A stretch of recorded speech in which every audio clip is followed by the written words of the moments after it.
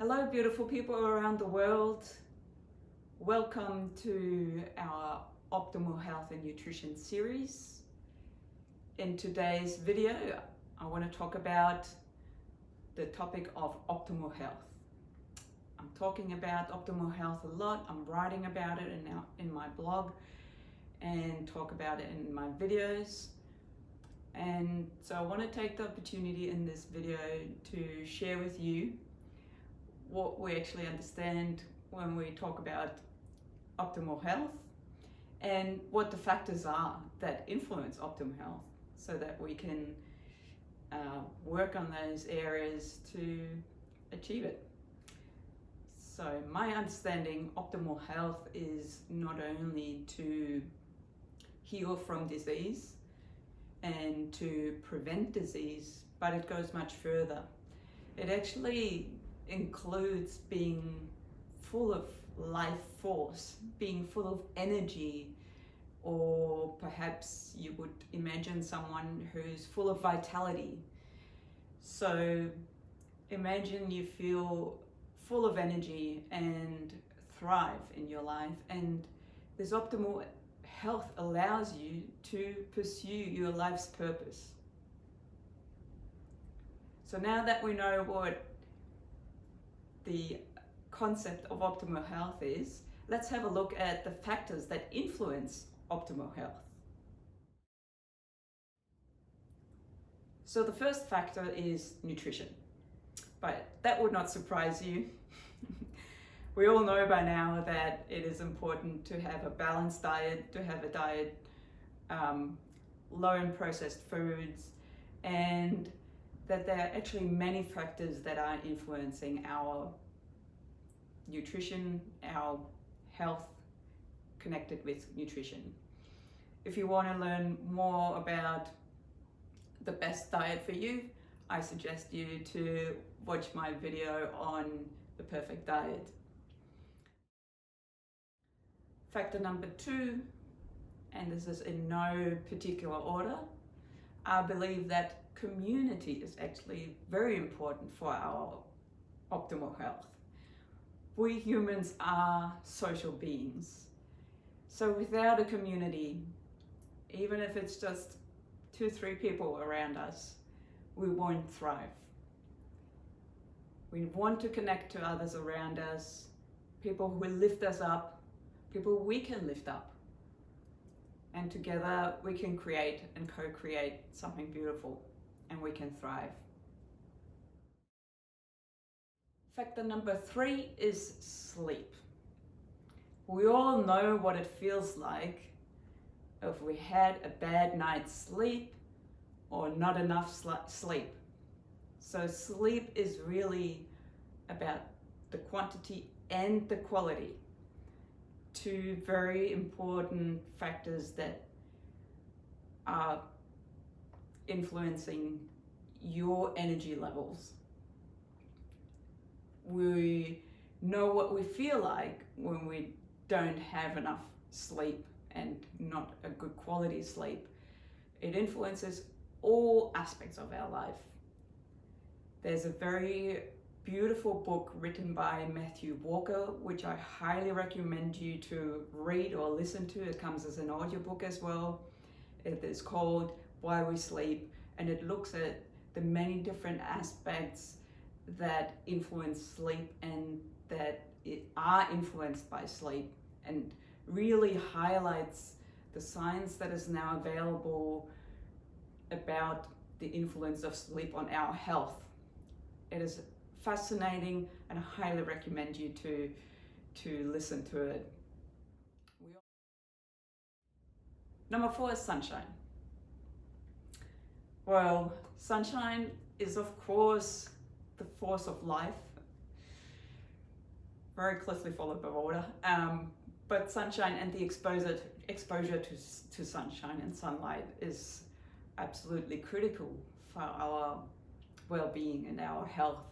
So 2 things I really want to emphasize on this point is number 1, exposure of your skin to sunlight, and number 2, taking your sunnies off if at all possible, and also ensure that you take in the sunlight through your eyes, because the sunlight and the sun and the light regulates our internal body clock, and that in turn regulates many mechanisms in our body. So absolutely critical for our optimal health. Number 5 is mental health. Well, this is a no-brainer, pun not intended. Our mental health influences our physical health, our spiritual health, and our emotional health. It's a main factor in thriving to the best of our ability in this world.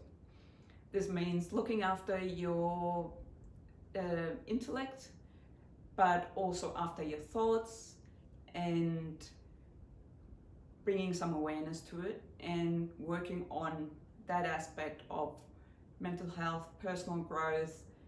What sort of stories are you telling yourself? What sort of words are you using, etc. A very huge area, which of course I cannot cover in this video, but I will be covering in the future. Number 6 is movement, and I'm calling it movement instead of exercise for a very particular reason. Movement is more inclusive, and that's important to really get out into the world. In many areas of our society, we've become so narrow focused on exercise, and that's great. Like, exercise in and of itself is great. However, we exclude opportunities of movement that also make us feel good and help in our optimal health journey. This can include dancing, gardening, playing with your kids or your dog, etc. So I really want to emphasize that movement is a critical factor in optimal health, and that can include exercise, but it does not have to include something that we define as exercise.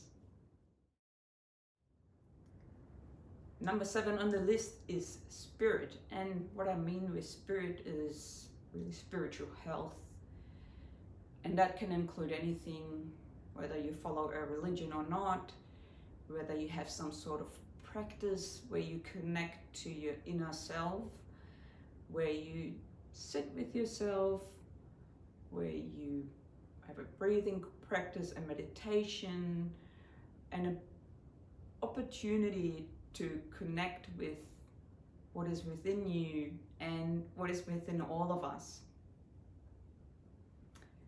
I believe that this is a critical aspect of our optimal health, and unfortunately in some areas of our society it has been lost, and this loss has led to a disconnect to ourselves as well as to other people. So some sort of spiritual practice is absolutely critical for optimal health.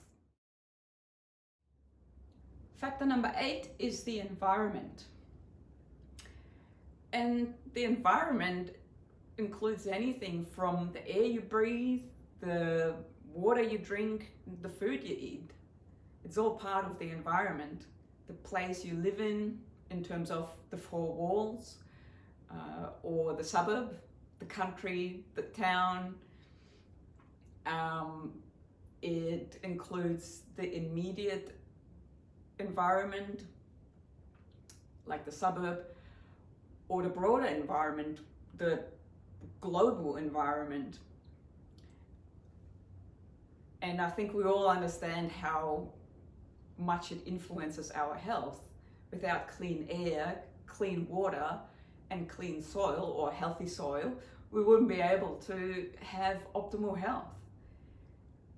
So that's something people have fought for. That's something we all need to put more emphasis on and recognize that this is perhaps the most important part in determining, or the most important factor in determining our optimal health. Factor number 9, influencing optimal health, are our emotions. Emotions are wonderful. We are human beings. If you experience them, that's great. They come in all levels, and feeling your emotions is part of life. And experiencing highs and lows is part of life. Now, we know that feeling the highs for a long time or the lows for a long time, or going from one extreme to another really quickly, is an indication of perhaps a state of not so optimal health. And being able to ride through our emotions is part of optimal health. Being able to feel our emotions is part of optimal health, and very tightly knit into all the other aspects of health.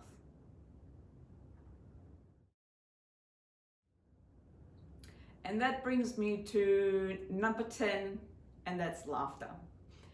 Of course, laughter is really part of emotions and mental health and community, and so it can't really and mustn't not necessarily be taken away and apart and as a separate part of all the other factors influencing optimal health.